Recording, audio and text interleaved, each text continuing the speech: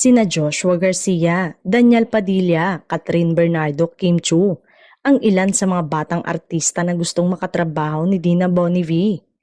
Nasa ABS-CBN na nga ngayon si Miss Dina matapos ang ilang taon na pagtatrabaho sa GMA.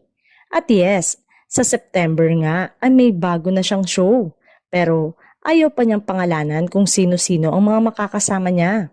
Pero sa tanong nga kung sino-sino na lang ang gusto niyang makasama, ang mga nasa itaas nga ang nabanggit niya. Say nito, gusto ko ring makatrabaho si Joshua, gusto kong makatrabaho ang mga magagaling or pwede lang kahit hindi masyadong magaling.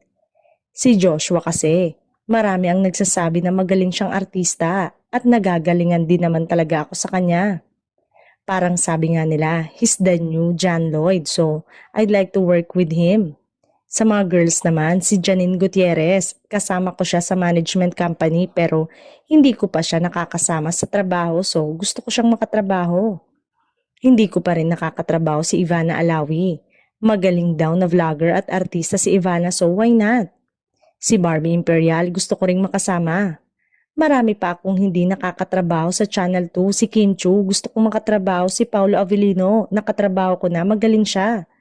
At marami pang stars.